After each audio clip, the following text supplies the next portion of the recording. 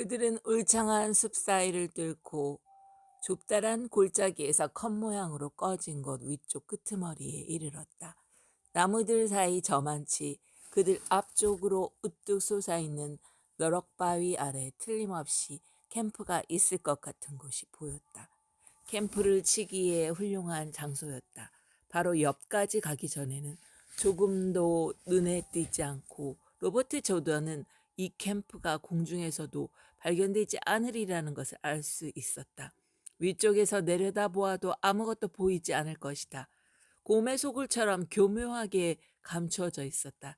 그러나 경비는 좀 더 철저히 서야 할 것 같았다. 가까이 다가가면서 세심히 살펴보았다.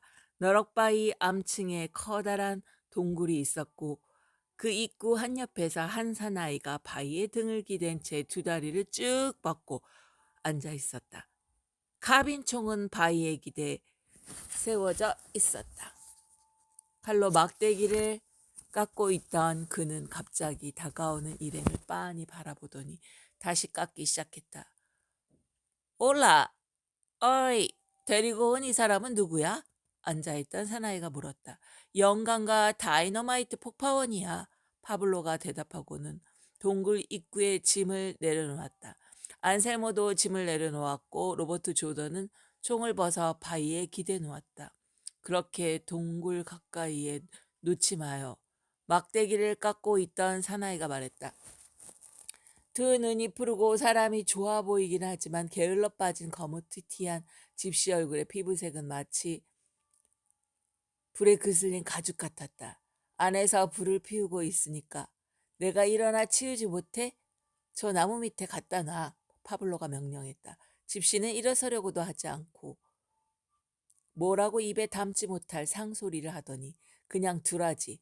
그러다가 폭발하면 제 몸이 산산조각 나는 거지. 그래야만 온갖 병이 나을 것 같은데 그가 귀찮은 듯 느릿느릿 말했다. 뭘 만들고 있나? 로버트 조던이 집시 옆에 앉았다. 집시는 만들고 있던 물건을 그에게 보여주었다. 그것은 뇌자 모양의 덫이었는데 지금은 그 덫의 빗장을 깎는 중이었다. 여우를 잡는 거요. 사냥감을 잡는 나무 토막이 달려있죠. 그 놈을 맞으면 여우놈의 잔등이 부러지고 말죠. 그가 로버트 조던에게 희죽 웃어 보였다. 이렇게 말이죠. 자 봐요. 그는 덫의 틀이 튀어서 나무 토막이 떨어지는 신용을 해보이더니 머리를 흔들고 손을 오그리고 두 팔을 벌려 잔등이 부러져 여우 흉내를 냈다. 아주 효과적이거든요. 그가 말했다.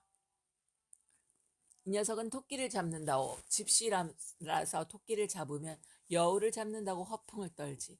여우를 잡으면 아마 코끼리를 잡았다고 할 거예요. 안셀모가 말했다. 그럼 내가 코끼리를 잡는다면요? 집시가 이렇게 묻고는 또다시 흰 이를 드러내고 웃으며 로버트 조던에게 윙크했다. 그럼 그땐 탱크를 잡았다고 떠들 테지? 안셀모가 그의 말에 대꾸했다. 난 탱크를 잡을 겁니다. 탱크를 잡을 거라고요. 그때도 영감은 내키는 대로 또 뭐라고 하겠죠?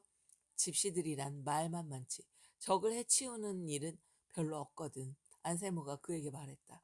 집시는 로버트 조던에게 또 한 번 윙크하더니 다시 나무를 깎기 시작했다. 파블로는 벌써 굴속 보이지 않는 곳으로 들어가고 없었다.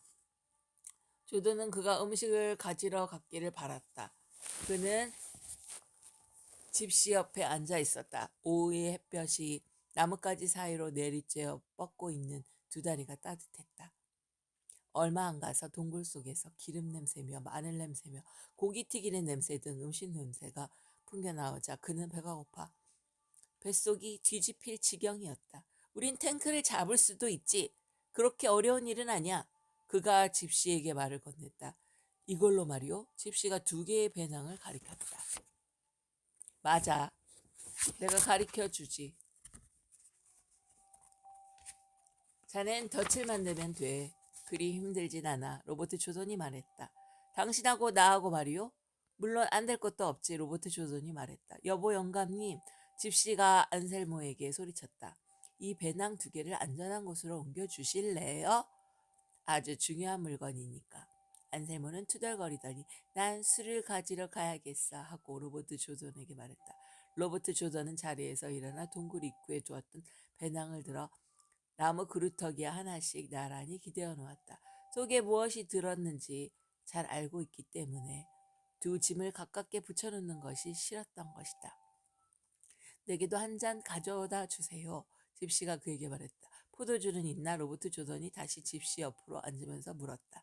포도주 어디 있다 뿐인가요? 가죽 부대에 가득 차 있고 어쨌든 적어도 반쯤은 들어있을 거예요. 그럼 먹을 것은 없는 게 없죠. 우린 장군들 못지않게 잘 먹는다고요. 집시가 대답했다. 그런데 집시들은 전쟁 중에 뭘 하지? 로버트 조던이 물었다. 여전히 집시로 지내죠. 거참 좋은 직업이군. 최고죠. 형씨 이름은 뭐라 하오? 집시가 대꾸했다. 로베르토. 자네 이름은 라파엘이죠. 그런데 그 탱크 얘긴 정말이요? 정말이고 말고 안 될 것도 없잖나. 그때 안셀모가 붉은 포도주가 넘칠 듯 가득 든 돌그릇과 술잔 3개를 손가락으로 손잡이를 겹쳐 잡아들고 동굴 밖으로 나왔다. 저것 봐요. 접시가 말했다. 술잔이고 뭐고 몽땅 있다니까요.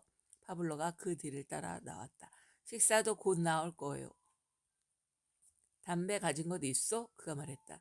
로버트 조던은 배낭 있는 데로 가서 그중 하나를 열고 안주머니를 뒤져 골치본부에서 얻은 납작한 러시아제 담배 한 값을 꺼냈다. 담배값 가장자리를 엄지손톱으로 찢어 뚜껑을 연 뒤 파블로에게 건네자 그는 대여섯 개비를 뽑았다. 커다란 손에 담배를 든 파블로는 그중 한 개비를 집어들고 햇빛에 비춰보았다.